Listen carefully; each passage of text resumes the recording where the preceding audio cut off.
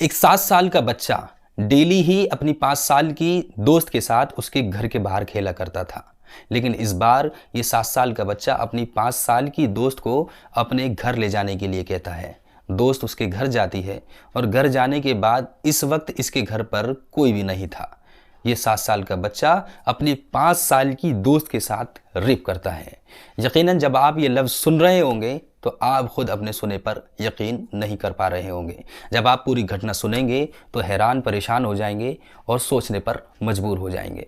आदाब, नमस्कार, सत्य श्री अकाल। में यहया खान सोज। आज की जो सच्ची घटना मैं आपको सुनाने जा रहा हूँ वो सच्ची घटना है कानपुर की। और इसी कानपुर की एक कोतवाली है जिस कोतवाली का नाम है अकबरपुर।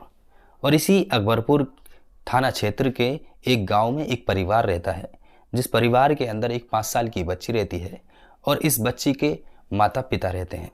पिता मजदूरी करते हैं, मेहनत मजदूरी करते हैं, डेली ही अपने काम पर जाते हैं।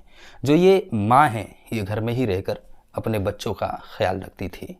ये 5 साल की जो बच्ची है ये अक्सर अपने घर के बाहर अपने छोटे छोटे दोस्तों के साथ खेला करती थी। 17 सितंबर 2023 की बात है। बच्ची अपनी माँ से ज़िद करती है कि मुझे बाहर खेलने के लिए जाना है। माँ उसको हमेशा की तरह इजाज़त दे देती है और इस बार भी वो अपने छोटे छोटे दोस्तों के साथ खेल रही थी। दोस्त की उम्र ज़्यादा से ज़्यादा 5 साल, 6 साल, 7 साल होती थी। लेकिन इस बार जो बच्ची घर से बाहर गई थी, जब शाम का वक्त होता है, वो जब घर में वापस आती है तो माँ देखती है कि जो उसकी बच्ची है उसकी तबीयत थोड़ी ठीक नज़र नहीं आ रही है।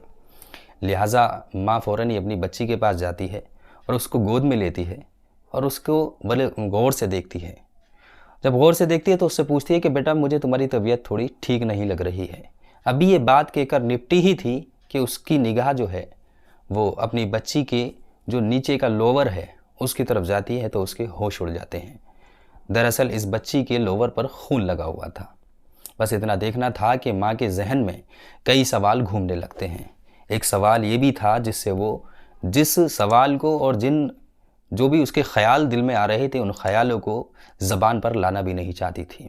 वो सोच रही थी कहीं ऐसा तो नहीं है मेरी बच्ची के साथ कुछ गलत हुआ है। लिहाजा जब इस सब को अपनी आंखों से देख लिया था तो बच्ची से पूछना भी ज़रूरी था। माँ पूछती है कि बेटा, आखिर ये खून कैसा है, तुम्हारे साथ क्या हुआ है। जब हैरान परेशान अपनी माँ को ये बच्ची देखती है तो समझ जाती है कि शायद मेरे साथ कुछ गलत हुआ है। अब यहाँ पर बच्ची रोना शुरू कर देती है। माँ बड़े ही प्यार से इसे दुलारती है, पुचकारती है और इससे पूछना शुरू करती है। तो बच्ची बताती है कि माँ, मैं हर बार की तरह अपने घर के बाहर अपने दोस्तों के साथ खेलती थी। मेरी पड़ोस में एक दोस्त और रहता है। आप उसकी उम्र लगभग जानती हैं कि 7 साल की उसकी उम्र है।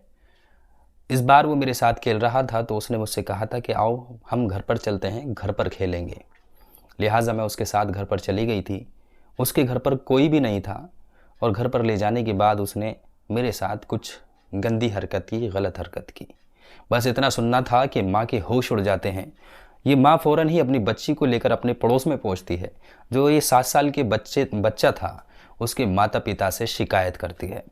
अब शिकायत जैसे ही होती है तो यहाँ पर दोनों माता पिता में, इस बच्ची के और उस बच्चे के दोनों में जो परिवार वाले हैं उनमें आपस में झगड़ा होना शुरू हो जाता है। जब झगड़े से ये महिला परेशान हो जाती है तो अपनी 5 साल की बच्ची को लेकर थाने पहुंचती है और थाने पहुंचने के बाद थाना प्रभारी को तमाम बातें बताती हैं। जो थाना प्रभारी हैं उनका नाम है सतीश सिंह। वो जैसे ही ये बात सुनते हैं तो वो खुद हैरान परेशान हो जाते हैं, क्योंकि अभी तक ऐसा कोई केस सामने नहीं आया था कि एक 7 साल का बच्चा 5 साल की बच्ची का रेप भला कैसे कर सकता है। लिहाजा जो माँ की शिकायत पर जो थाना प्रभारी हैं वो फ़ौरन ही मुकदमा तो दर्ज कर लेते हैं और फिर आगे जो एसपी हैं, सीओ हैं, जिनका नाम है अरुण कुमार सिंह, उनको भी ये बात बताई जाती है तो वो भी हैरत में हो जाते हैं। उनका भी साफ तौर पर यही कहना है कि हमारे पास अभी तक ऐसा कोई केस नहीं आया था। जब ये बात धीरे धीरे तमाम गाँव में पहुँचती है, गाँव वाले इस पूरे केस पर यकीन नहीं कर पाते हैं कि आखिर 7 साल का बच्चा 5 साल की बच्ची के साथ ऐसा कैसे कर सकता है।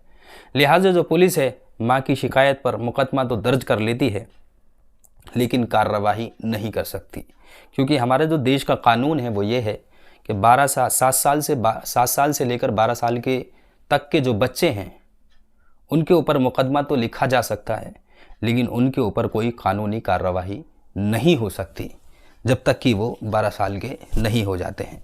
अब इस केस ने सभी को हैरान परेशान कर दिया, तो लिहाजा जो पुलिस है वो मेडिकल रिपोर्ट और अन्य तत्वों को लेकर तब कार्रवाई कर सकती है और कोर्ट में पेश करेगी। जब कोर्ट कोई फैसला करेगा तभी कोई कार्रवाई हो सकती है। दरअसल ये जो घटना सामने आई थी ये 17 सितंबर 2023 में सामने आई थी, और आज जो इस घटना को सुनाने का मकसद है मेरा वो ये है, अक्सर जब छोटे बच्चे कोई ऐसी गलती कर देते हैं और उनसे जब पुलिस या फिर और जो अन्य लोग हैं वो पूछते हैं, जो बड़े लोग हैं, कि बेटा ये तुमने जो किया है, ऐसी हरकत जो की है वो कहाँ से सीखी है, तुमने ये सब कहाँ देखा, तो उनमें से 99% बच्चे यही कहते हैं कि ये सब हमने मोबाइल में देखा था। तो दोस्तों इस घटनाक्रम को सुनाने का जो उद्देश्य है वो यही है, हालांकि किसी का दिल दुखाना, किसी को ठेस पहुंचाना मकसद नहीं है। मकसद ये है कि किसी तरीके से हमारे बच्चों के अंदर, हमारे अंदर जागरूकता आ जाए। अक्सर हम लाड प्यार में अपने बच्चों को मोबाइल दे देते हैं और फिर उनकी सुध बुध भी नहीं लेते हैं कि बच्चे हमारे मोबाइल के अंदर आखिर देख क्या रहे हैं। ऐसे में हर माँ बाप का फ़र्ज़ बनता है कि अपने बच्चे की ब्राउज़रिंग हिस्ट्री एक बार चेक करें कि बच्चा किस किस्म की चीज़ें सर्च कर रहा है। लिहाजा बच्चों को तो पहले, जो इतनी उम्र के बच्चे हैं उनको मोबाइल से दूर ही रखा जाए तो बेहतर है, क्योंकि मोबाइल से फिर वो गेम के एडिक्ट हो जाते हैं, या तो गेम के उनके अंदर आदत हो जाती है या फिर कोई और चीज़ देखने की आदत हो जाती है, और कुछ नहीं है तो इंस्टाग्राम की रील्स देखने की आदत हो जाती है। फिर वो आदत इस कदर बढ़ती है कि अगर वो दूध भी पी रहे होते हैं फीडर में तो उनकी आंखों के सामने मोबाइल होता है, तभी वो दूध पी पाते हैं। लिहाजा ऐसी आदत डालने से हमें अपने बच्चों को रोकना चाहिए। ये हमारे जो माँ बाप हैं उन तमाम का हक़ है, फ़र्ज़ है कि वो अपने बच्चों का ख़ास कर ख्याल रखें कि मोबाइल में वो किस तरीके की चीज़ें देख रहे हैं। एक बार ब्राउजिंग हिस्ट्री, कभी कभी इंस्टाग्राम की जो चैट्स हैं उसको भी चेक किया करें, और कभी कभी व्हाट्सएप की जो चैट है उसको भी चेक किया करें, क्योंकि देश के अंदर कई घटनाएं ऐसी होती हैं जो मासूम बच्चे होते हैं उनको बहुत ही आसानी से लोग बहका सकते हैं और जो ख़ुद का मकसद है उसके लिए इस्तेमाल कर सकते हैं। अब से पहले भी आपने देखा होगा, एक बच्चे ने सुसाइड कर लिया था गेम की वजह से। वो एक गेम उसने अपने मोबाइल में निकाला और मोबाइल में निकालने के बाद उसने अपनी माँ का एटीएम लेने के बाद उससे पैसे खर्च करता रहा। लास्ट में आकर सुसाइड नोट में उसने सॉरी बोला अपनी माँ को और उसने आत्महत्या कर ली। लिहाजा किसी को परेशान करना और किसी का दिल दुखाना मकसद नहीं है, बल्कि समाज में जागरूकता फैलाना हमारी स्टोरियों का और हमारी कहानियों का मकसद होता है। आप कमेंट सेक्शन में कमेंट कर ज़रूर बताइएगा आप पूरी घटना के बारे में क्या सोचते हैं। इसी के साथ मैं याह्या खान सोज़ आपसे इजाज़त लेता हूं। मैं फिर से हाजिर रहूंगा किसी सच्ची घटना के साथ, किसी सच्ची कहानी के साथ। मैं उम्मीद करता हूं आप जहां रहेंगे सुरक्षित रहेंगे, सावधान रहेंगे, अपना ख्याल रखेंगे और अपने परिवार का ख्याल रखेंगे। आदाब, नमस्कार, सत्य श्री अकाल, जय हिंद, जय भारत।